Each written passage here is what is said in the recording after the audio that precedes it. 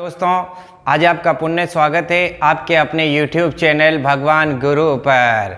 बच्चों, इससे पूर्व की कक्षा में मैंने आपको किलों के प्रकार बताए थे, किलों से संबंधित कई सारी जानकारियां दी थी और आज मैं आपको पढ़ा रहा हूं पहला किला लोहागढ़ का किला। भरतपुर में जो लोहागढ़ का किला है ये बहुत महत्वपूर्ण है, यहाँ से काफ़ी सारे प्रश्न परीक्षाओं में पूछे जाते हैं। तो बच्चों, आज हम पढ़ रहे हैं लोहागढ़ का किला और ध्यान रखेंगे आप लोहागढ़ का किला ऐसे पढ़ेंगे कि आप लाइफ में कभी नहीं भूल पाएंगे, क्योंकि व्यक्ति का जो दिमाग है वो इमेज रूप में काम करता है और आप इसी इमेज रूप के साथ हमारे साथ बने रहेंगे। हम थोड़ा सा परिचय आपको पहले दे देते हैं कि भरतपुर का जो किला है इसका प्रसिद्ध नाम क्या है बच्चों। तो इसका प्रसिद्ध नाम है लोहागढ़ का किला। इसे लोहागढ़ क्यों कहते हैं ये भी हम कई सारी बातें करेंगे, लेकिन सबसे पहले हम जो भी किला पढ़ते हैं बच्चों उसकी श्रेणी के विषय में जानते हैं कि इसकी श्रेणी क्या है। तो भरतपुर का जो लोहागढ़ है बच्चों ये पारीक श्रेणी में आता है। और कल मैंने आपको बता दिया था खैसे खाई कि ऐसा किला जिसके चारों ओर गहरी खाई खुदी हो वो क्या कहलाता है, पारीक दुर्ग कहलाता है। साथ में आप ध्यान रखेंगे ये दुर्ग बच्चों स्थल दुर्ग की श्रेणी में भी आता है।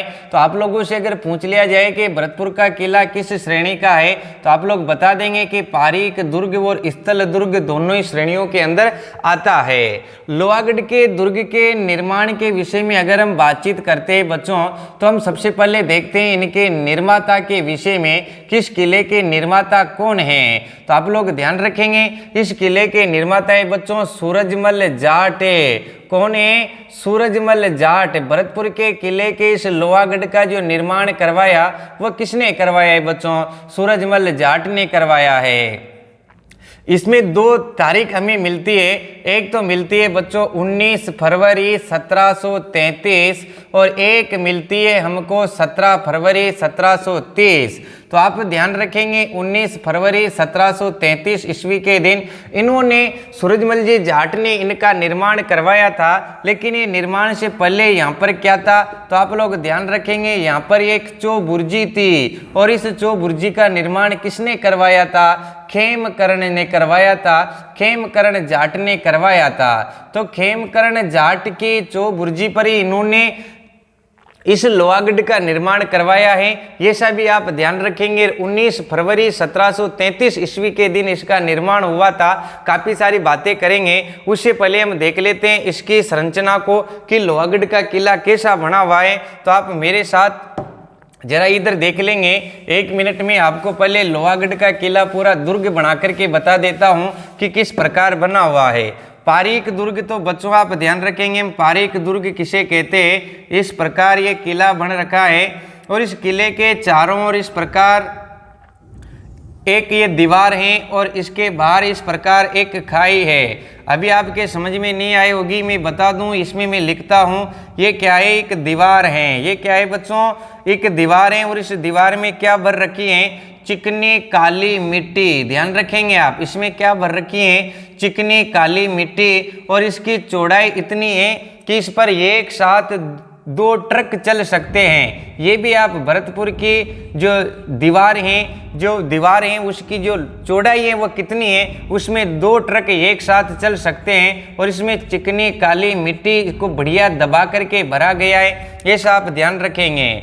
और ये आपको बाहर जो नज़र आ रही है बच्चों ये बाहर क्या है? ये खाई है, ये पारीद है और इसके अंदर शानदार इस प्रकार एक दुर्ग बना हुआ है। ये क्या कहलाता है? ये भरतपुर का लोहागढ़ कहलाता है। जरा आप लोग ये ध्यान रखेंगे। इस लोहागढ़ की जो पारीक है बच्चों, इस पारीक में पानी कहाँ से आता है ये भी आप लोग ध्यान रखेंगे।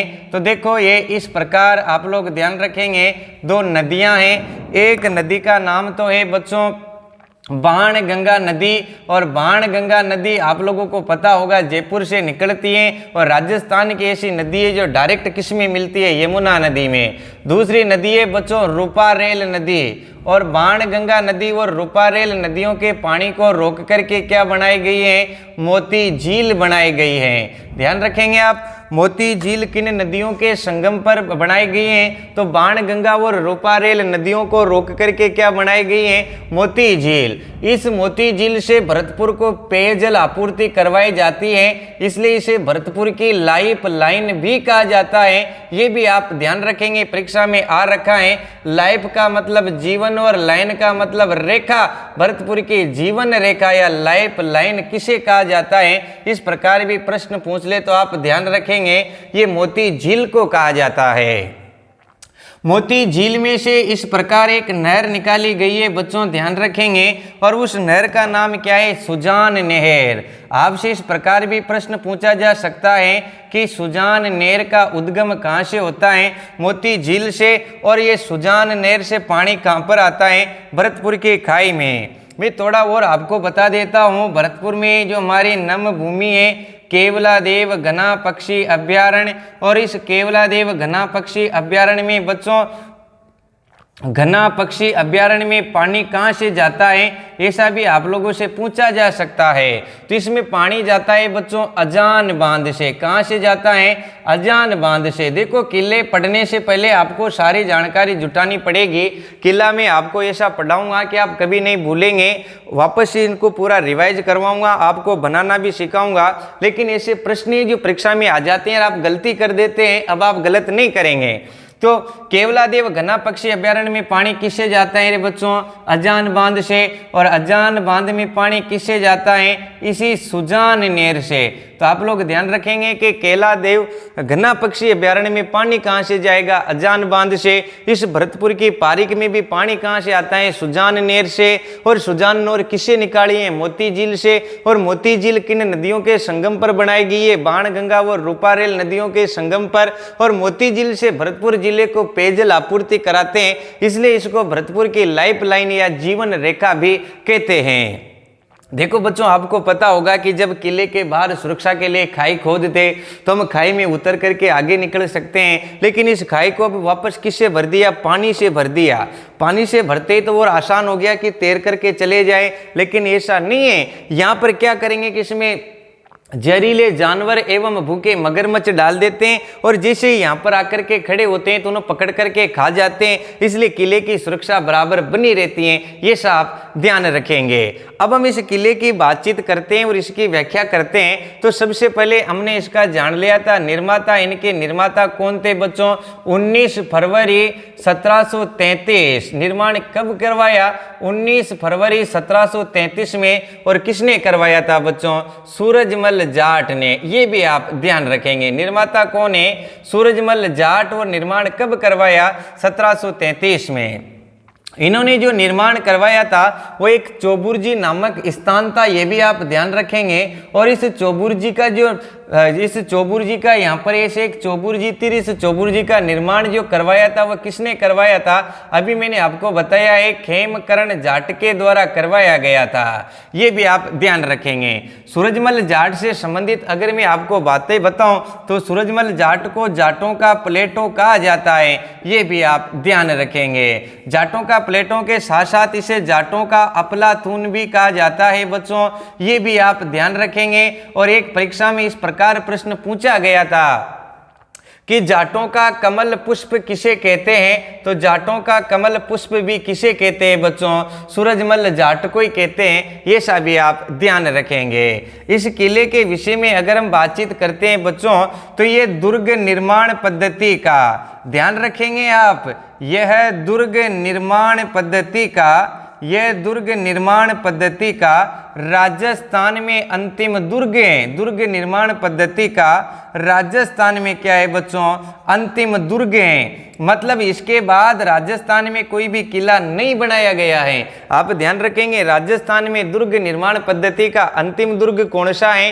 यही भरतपुर का लोहागढ़ है। आप ध्यान रखेंगे। और इसके बाद कोई दुर्ग नहीं बनाया गया तो आप कह सकते हैं कि राजस्थान का सबसे नवीनतम दुर्ग कौन सा है? तो आप लोग ध्यान रखेंगे, राजस्थान का सबसे नवीनतम लेटेस्ट दुर्ग भी कौन सा है बच्चों? यही भरतपुर का लोहागढ़ है।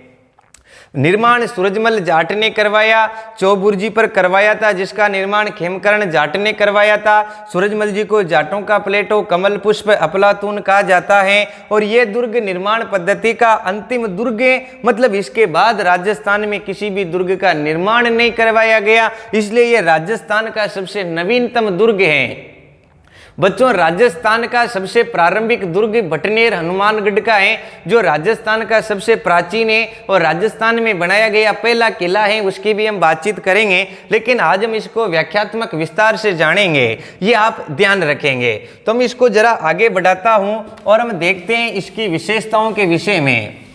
तो देखो, ये सबसे नीचाई में स्थित किला है। आपसे पूछ लिया जाए कि राजस्थान में सबसे नीचाई में स्थित किला कौन सा है, तो आप लोग ध्यान रखेंगे भरतपुर का किला राजस्थान में सबसे नीचाई पर स्थित है। सर्वाधिक सबसे नीचाई पर स्थित किला कौन सा है? समुद्र तल से सबसे नीचाई पर स्थित किला यही है, भरतपुर का किला है। ये सभी बच्चों आप ध्यान रखेंगे। नेक्स्ट अगर बच्चों हम बातचीत करते हैं तो देखो, भरतपुर की स्थिति पूर्व में होती है और पूर्व में होने के कारण बच्चों इसको पूर्वी सीमा का प्रहरी कहा जाता है। ये भी आप ध्यान रखेंगे कि पूर्वी सीमा का प्रहरी किसे कहा जाता है? पूर्वी सीमा का प्रहरी लोहागढ़ भरतपुर को ही कहा जाता है। ध्यान रखेंगे इस पर ये मिट्टी, ये काली मिट्टी बच्चों, ये काली मिट्टी भरी गई है और ये काली मिट्टी भरी जाने के कारण इसे क्या कहते हैं? मिट्टी का किला। ये भी आप ध्यान रखेंगे, इसे क्या कहते हैं? हम मिट्टी का किला कहते हैं।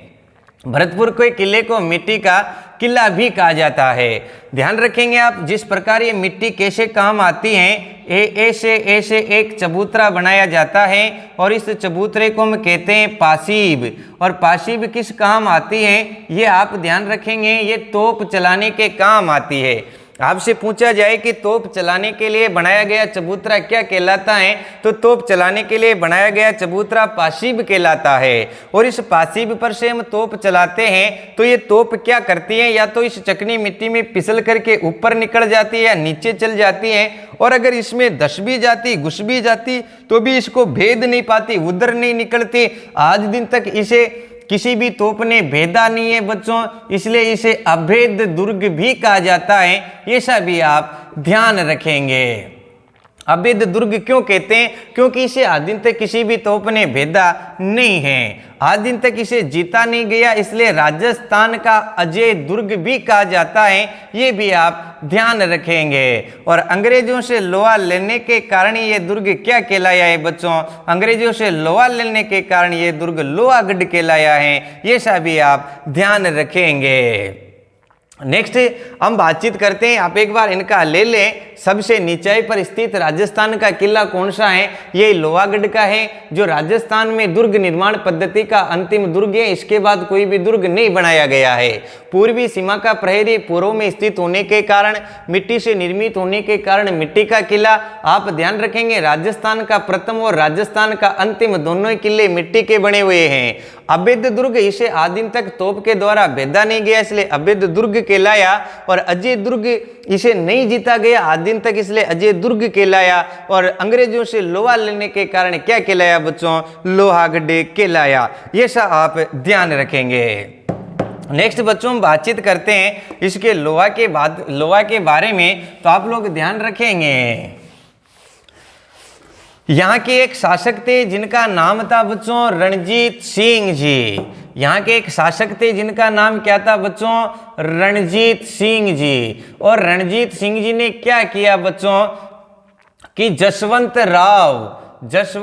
मल्हार राव होलकर, पूरा नाम है इनका जसवंत मल्हार राव होलकर, को शरण दी थी। आपको कई सारी जगह पर ये नाम मिलेगा, मल्हार राव होलकर, कई जगह पर मिलेगा जसवंत राव होलकर, तो पूरा नाम था जसवंत मल्हार राव होलकर। इनको यहाँ के जो शासक थे रणजीत सिंह जी, उन्होंने इन जसवंत सिंह जी को इस दुर्ग में क्या दे दी? शरण दे दी। और ये जसवंत सिंह जी हैं बच्चों, ये जसवंत सिंह जी कौन थे?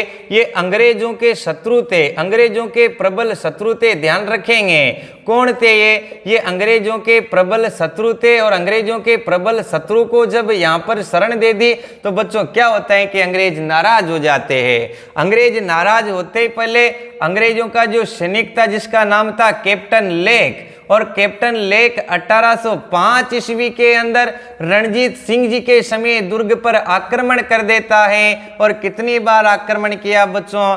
5 बार आक्रमण किया। आप ध्यान रखेंगे 5 बार इन्होंने आक्रमण किया, लेकिन पांचों ही बार क्या रहे बच्चों? असफल रहे। अंग्रेज भी इसे नहीं जीत सके थे, इसलिए तो इसे अजय दुर्ग कहा जाता है। अंग्रेजों की तोपों ने भी इसे भेदा नहीं था, इसलिए इसे अभेद दुर्ग कहा जाता है। और कैप्टन लेक ने 1805 में जो 5 बार आक्रमण किए, एक भी बार असफल नहीं हुआ। तब आप ध्यान रखेंगे एक लोकगीत आया, हट गोरा राज भरतपुर रो। यहां से एक लोकगीत का भी निर्माण होता है। इस युद्ध में 2 व्यक्ति थे, एक का नाम तो है दुर्जन लाल, ध्यान रखेंगे आप, दुर्जन लाल, और दूसरे का नाम है बच्चों माधो सिंह जाट। दुर्जन लाल जाट और माधो सिंह जाट, इन 2 के बारे में कहा जाता है कि 8 फिरंगी 9 गोरा और लड़े जाट का 2 छोरा। आपसे पूछ लिया जाए कि 8 फिरंगी 9 गोरा और लड़े जाट का 2 छोरा, वो 2 छोरा कौन थे? तो वह 2 छोरा थे दुर्जन लाल और माधो सिंह जाट, जो इस युद्ध के अंदर ये काम आगे थे। ऐसा आप ध्यान रखेंगे, इन्होंने बहुत बढ़िया काम किया था इस युद्ध में, इसलिए इन पर लोकोक्ति बन गई कि 8 फिरंगी 9 गोरा और लड़े जाट का 2 छोरा। और 2 छोरा कौन है? दुर्जन लाल और माधो सिंह जी जाट। ये सब भी आप ध्यान रखेंगे। जब अंग्रेज इन जाटों को नहीं हरा सके, तब अंग्रेजी सेना जो थी बच्चों वह घबरा गई। और सर चार्ल्स नेटखोफ नामक एक अंग्रेज साहित्यकार हुए, ध्यान रखेंगे। और सर चार्ल्स नेटखोफ ने कहा है कि ब्रिटानी फौजों की प्रतिष्ठा भरतपुर के दुर्भाग्यपूर्ण घेरे में दब गई है। ऐसा भी आप ध्यान रखेंगे, सर चार्ल्स नेटखोफ ने ऐसा कहा है। जब अंग्रेज नहीं जीत पाए तो ब्रिटानी फौजों की प्रतिष्ठा भरतपुर के दुर्भाग्यपूर्ण घेरे में दब गई है। नेक्स्ट हम बातचीत करते हैं कि अंग्रेज इसे क्यों नहीं जीत सके। तो पहली तो अंग्रेज इसको पार नहीं कर सके, दूसरी बात इनकी तोपें इस मिट्टी में फंस गए, और तीसरी बात बच्चों यहाँ पर ध्यान रखेंगे अष्ट धातु से निर्मित दरवाजा है। अष्ट धातु से निर्मित क्या है? यहाँ पर दरवाजा है। और इस भरतपुर के उत्तरी दरवाजे को लोहिया दरवाजा कहा जाता है। और मुख्य द्वार हैं उसे कौन से निर्मित है? मुख्य द्वार अष्ट धातु से निर्मित है। ये सब आप ध्यान रखेंगे। तो इस भरतपुर के किले में ये अष्ट धातु से निर्मित दुर्ग, अष्ट धातु से निर्मित ये जो दरवाजे कौन लेकर के आए? तो अष्ट धातु के जो दरवाजे हैं ये कौन लेकर के आए? तो हम इनकी भी बातचीत कर लेते हैं। तो आप ध्यान रखेंगे 1765 ईस्वी की बात है। और 1765 ईस्वी में यहाँ के शासक थे बच्चों जिनका नाम था जवाहर सिंह जी। क्या नाम था? जवाहर सिंह जी। और ये 1765 में जवाहर सिंह जी क्या करते हैं कि दिल्ली के शाही खजाने को लूट लेते हैं। और दिल्ली के शाही खजाने को लूट करके जब वापस आ रहे थे तो इन अष्टधातु से निर्मित दरवाजे को खुलवा करके लोहागढ़ के मुख्य द्वार पर लगा देते हैं। और ये जो मुख्य द्वार हैं अष्टधातु से निर्मित हैं, इसलिए अंग्रेज इन्हें खोल नहीं पाए थे, तोड़ नहीं पाए थे। ये भी यहाँ का मुख्य कारण रहा है। इन दरवाजों को कौन लेकर के आया था? तो आप ध्यान रखेंगे इन दरवाजों को 1765 ईस्वी में जवाहर सिंह जी शाही खजाना लूटने के पश्चात लेकर के आए थे। राजस्थान में अष्ट धातु से निर्मित प्रथम बार जो गेट लगाए गए थे, प्रथम दरवाजा जो मिलता है बच्चों, तो ये चित्तौड़गढ़ में था। ध्यान रखेंगे आप। ये वर्तमान में भरतपुर के अंदर जो अष्ट धातु के दरवाजे लगे हुए हैं ये पहले कहां पर था? चित्तौड़गढ़ में। और चित्तौड़गढ़ से बच्चों कौन? अलाउद्दीन खिलजी क्या करता है कि चित्तौड़गढ़ से इन्हें ले जा करके कहां पर लगा देता है? जीरी के दुर्ग में। और ये जीरी का दुर्ग आपको कहां पर मिलेगा बच्चों? ये मिलेगा आपको दिल्ली में। अब आपको ध्यान रखना है कि फिर इसे लाल किले पर किसने लगवाए थे? क्योंकि जवाहर सिंह जी इन दरवाजों को कहां से लेकर के आए थे? जवाहर सिंह जी इनको लाल किले से लेकर के आए थे। और लाल किले पर किसने लगवाए? ध्यान रखेंगे, मैं आपको अष्ट धातु के दरवाजों का इतिहास बता रहा हूं। सबसे पहले ये कहां पर थे? रतन सिंह जी के समय जब अलाउद्दीन खिलजी ने आक्रमण किया था उस वक्त खोल करके कहाँ लगा दिए, जीरी के दुर्ग में, जो कहाँ पर पड़ेगा, दिल्ली में पड़ेगा। अब यहाँ से आपने ऐसा मुगल बादशाह सुना होगा जिसका गानों में नाम आता है, तू मुमताज ये मेरे ख्वाबों की, मैं तेरा शाहजहां। तो ध्यान रखेंगे, जीरी के दुर्ग से शाहजहां ने इनको कहाँ पर लगा दिया, शाहजहां ने इनको लगा दिया था बच्चों लाल किले पर। कहाँ पर लगाया था रे, लाल किले पर। और इसी लाल किले से इन्हें 1765 में कौन लेकर के आए थे, ज्वार सिंह जी लेकर के आ गए थे। कहां पर, यहां पर, इसलिए इनको कोई नहीं खोल सकता था, ये सा भी आप ध्यान रखेंगे। नेक्स्ट बच्चों, अब हम बातचीत करते हैं इनके प्रमुख दर्शनीय स्थल के विषय में कि आप लोग यहाँ पर क्या क्या देख सकते हैं। तो मैं आपको बता दूं कि यहाँ दो चीजें विशेष हैं, आप लोग उनका ध्यान रखेंगे। सबसे पहले तो आप लोगों को पता रखना है जवाहर पोल। यहाँ पर इस प्रकार एक बहुत ही सुंदर जवाहर पोल का निर्माण हो रखा है। और इस जवाहर पोल का निर्माण किसने करवाया था, तो आप ध्यान रखेंगे इस जवाहर पोल का निर्माण जवाहर सिंह जी ने करवाया था। जवाहर पोल का निर्माण किसने करवाया था, जवाहर सिंह जी ने करवाया था, ये आप लोग ध्यान रखेंगे। और जवाहर सिंह जी ने दिल्ली फतेह पर इसका निर्माण करवाया था, ऐसा भी आप लोग ध्यान रखेंगे। पूर्व में जवाहर पोल के ऊपर एक स्थान है और यहीं पर जो जाटों का राज तिलक किया जाता था, लेकिन वर्तमान में नहीं किया जाता है। स्टार्टिंग के अंदर जो जवाहर पोल में इनका क्या किया जाता था बच्चों, राज तिलक किया जाता था, ये भी आप ध्यान रखेंगे। नेक्स्ट है बच्चों यहाँ पर फतेह पोल। और यहाँ फतेह पोल का निर्माण किसने करवाया था, यहाँ पर इस फतेह पोल का निर्माण करवाया था बच्चों रणजीत सिंह ने। अंग्रेजों से फतेह होने पर यहाँ पर इन्होंने क्या करवाया, एक फतेह पोल का निर्माण करवाया था, ये सा भी आप ध्यान रखेंगे।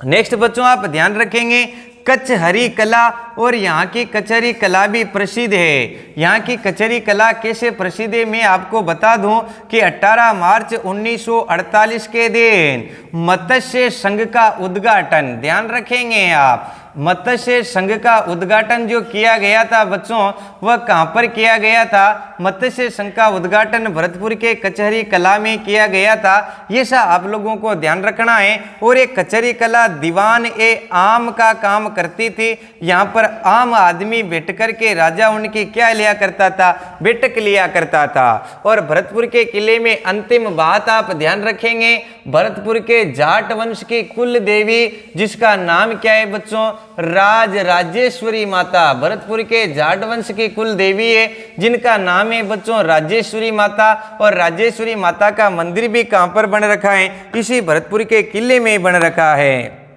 तो निश्चित ही बच्चों आपको भरतपुर का किला समझ में आया होगा।